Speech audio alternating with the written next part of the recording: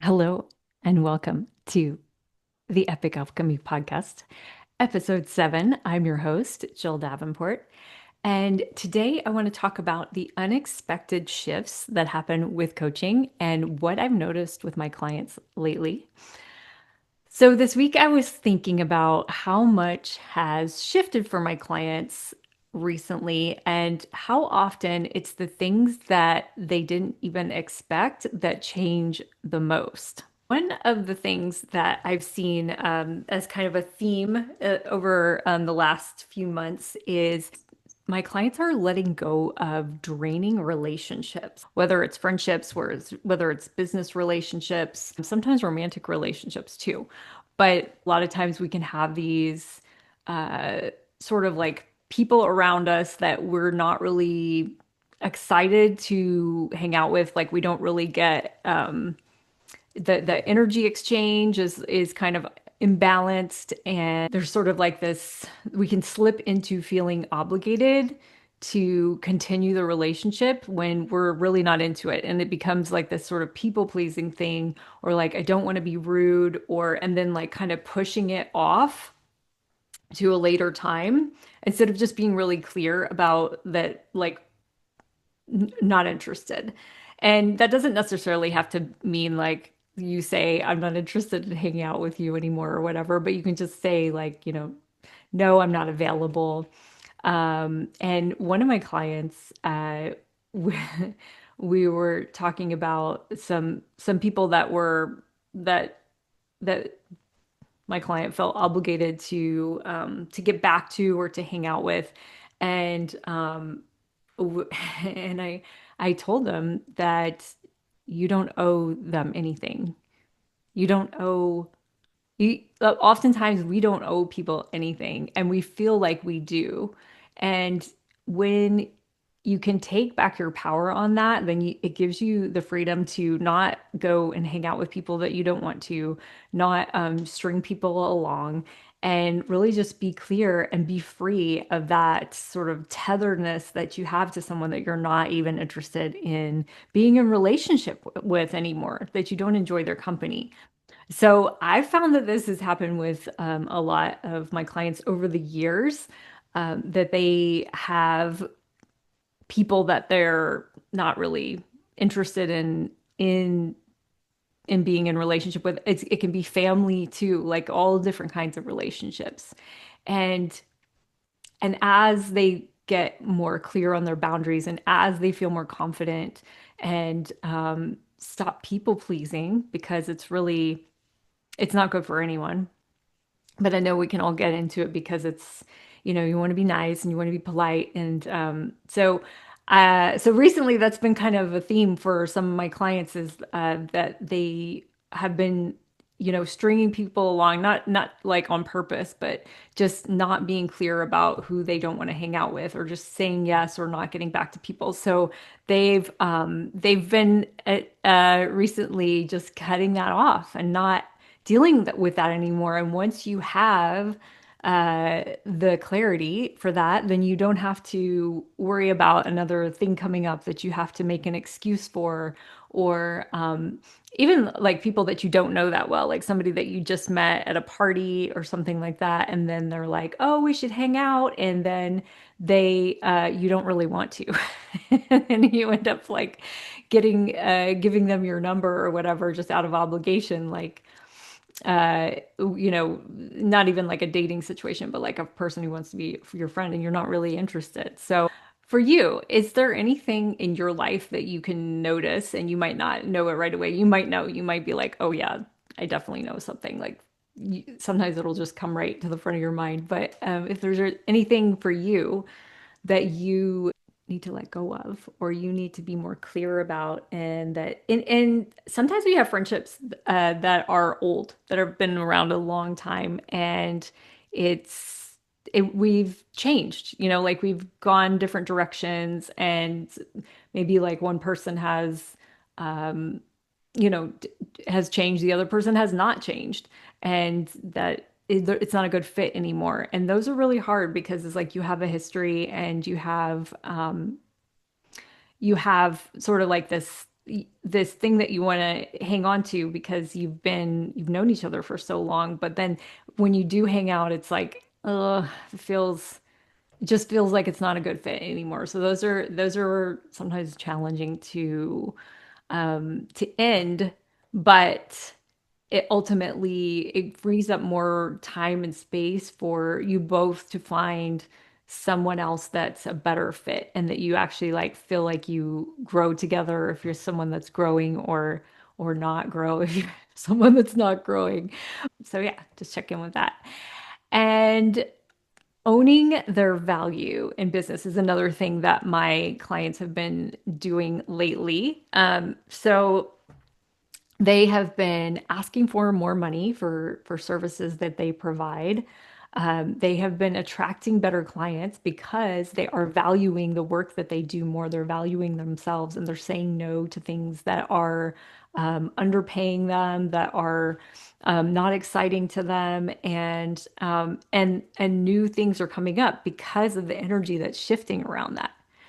So also like saying no to unpaid work. A lot of times artists especially will be propositioned with some low paying or no paying work in exchange for exposure and saying no to that. If it Sometimes it's a good fit and sometimes you want to do it, but sometimes you don't. There comes a time when that's no longer that's no longer serves you at all. And sometimes it does serve you in the beginning, like if you do something for low pay or for, whatever exposure, it could be a good thing, but I'm not promoting that at all. But there are times I don't want to say like every time you should always charge a really high rate, like even if you're just starting out with something. I think there's definitely like a range and an exchange. So it's like gauging your energy around it is a good way to tell if it is a good fit. But and also like thinking about ahead. And sometimes we just have to do those. We have to go through it so that we learn what's draining and what's not. And another thing that they're doing is saying no to scope creep. So what that means is that the jobs that they take on, sometimes the person that hires them asks them to do more than was originally agreed upon, and they are hoping that the person who hired them is hoping that they will just say yes and not charge anymore or not be compensated. So they're just kind of like piling on new things. So they've been saying no to those because yeah, because you can just get piled on and say yes. And that's another form of sort of like people pleasing or not standing up for yourself with the boundaries. And they've been saying no to that and saying, no, I need to get paid for this. And then they're either, say, okay, well, then we don't need you to do that extra thing, or they get paid. So they're making more money that way and not doing extra work that they're resenting afterwards. That's the thing, is like the energy around it. And like if you're resenting it afterwards and you feel like you're being taken advantage of. I've definitely undercharged before and given away work. There's a time and a place for it. Like I definitely, when I first started I had a wellness practice in LA for many years. And when I first started, I was offering Reiki and massage, and I didn't have any clients. I started out with no clients. I never worked at a spa or like anything like that. I did later on because I actually wanted to open a spa. So I worked at a day spa for like, I don't know, 6 months or something like that. Cause I just wanted to see how it was like to run like behind the scenes, because I'd never been behind the scenes of one of those. But when I first started my massage and Reiki business, I started as an independent person and I rented a space and I had no clients. So I started doing these deals on deal sites that were specifically targeted, like a Groupon thing, but it was more targeted for professional women. So, because that was my demographic that I wanted to attract, or if you will, I don't know if that's what a demographic is, but that's but that was the type of clientele that I wanted to attract. So the rate that I got paid for that was really, really low because they would take like half or like more than half, and it was already like a very discounted price.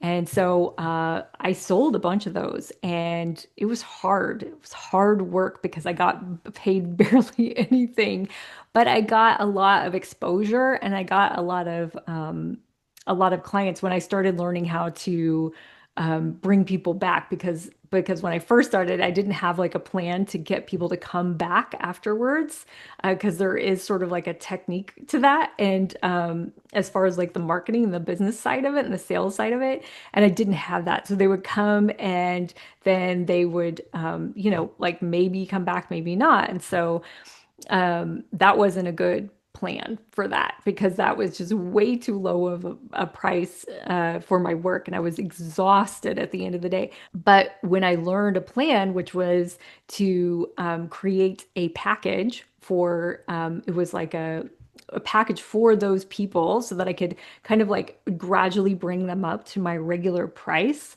and get them to come back because I knew if I got them to come back like a second or a third time, like we'd be golden. So I did that, and once I did that, it was definitely worth it because I started retaining people, and I had people that stayed with me for, gosh, I mean, I still have some clients from that, and that was like four, 14 years ago or something like that. I don't remember. I'll have the math right now. That was like anyway, it was like in 2011, 2012. So in that case, giving away or undercharging that felt like giving away, it wasn't giving away, but I do still like do free host free things and stuff like that.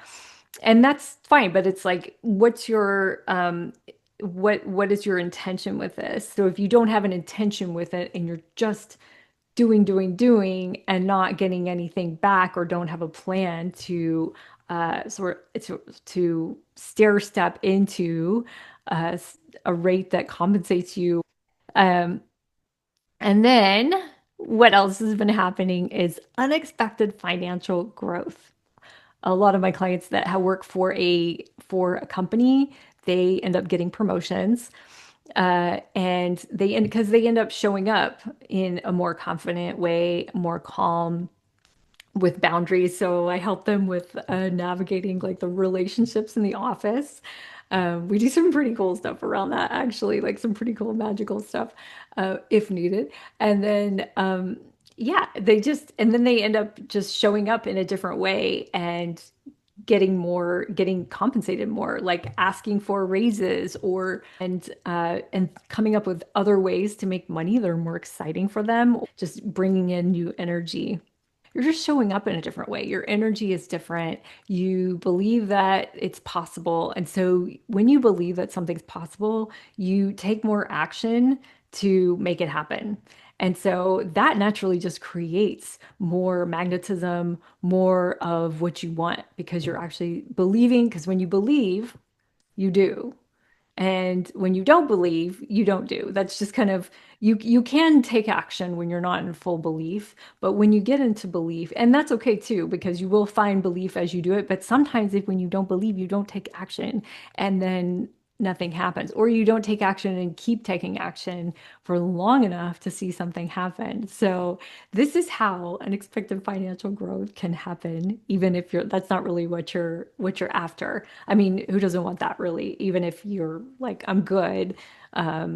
Yeah, it doesn't hurt for sure. And just unlocking, like finding this one little thing that has been holding them up. And it's like they had no idea that that's what it was because they saw all these other things and they thought that was the thing, that it was just a ton of things that were keeping them from getting it finished. And then we just find this one little piece and then it unlocks everything. And it's like dominoes, just everything falls into place because it was just this one little thing that was like holding up everything else. And then it's just like everything starts happening so quickly and they get done so fast but they thought it was going to take forever and it's like it didn't. It didn't take forever. It was just this one little thing that they needed to tweak and then all these things and then they get all these other ideas and all these other things happen because that's what happens when you get into alignment and you find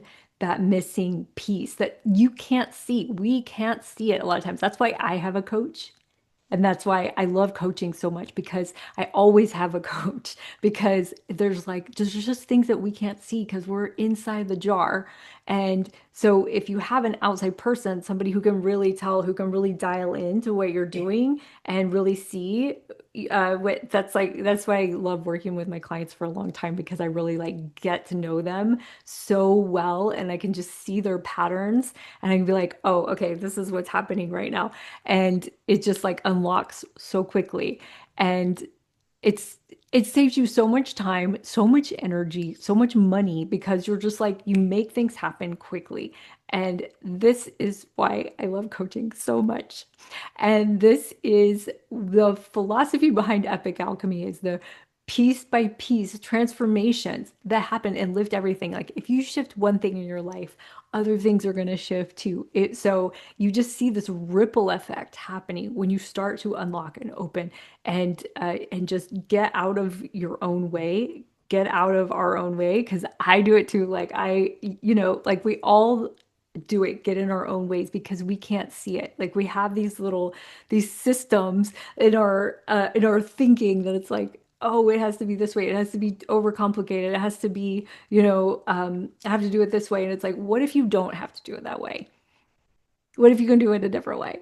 And it just unlocks everything. And then and when you start to feel better and you get into alignment, then everything else starts to get into alignment too. The struggles that you once had are no longer struggles anymore. And it's like once you do that, so I always notice that it's like we have these things that they're like these tests or whatever. Like you pass a test, like for instance, with boundaries especially with boundaries. You set a boundary, somebody's going to come up to test it.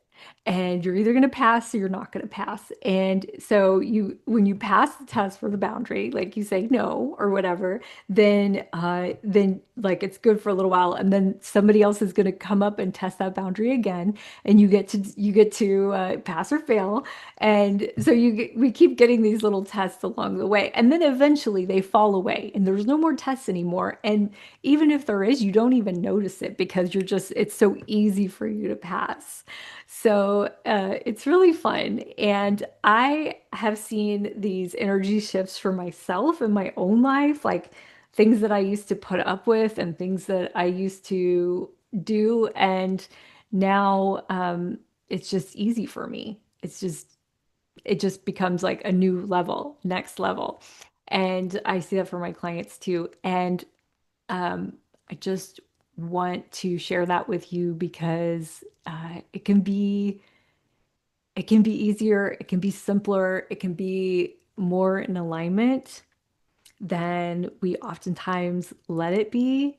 And I'm not saying that life is always easy. It's definitely not, even when when you're in alignment, things come up, but it's like oh, it's so nice to just be like unlocking new levels. And I want to invite you, if you want to talk about unlocking new levels for yourself, if any of this stuff sounds cool to you and you're like, yes, I need help with that, I want to invite you to a consult with me to talk about what you want to work on and where you want to go and how I can help you get there. It's a no obligation consultation, and it's just a focused time to talk about you and your dreams and what you want to create. And it's really fun, even just the consult itself. So I will put a link in the show notes for you to schedule one if you like, and I will see you next time. Thanks for listening.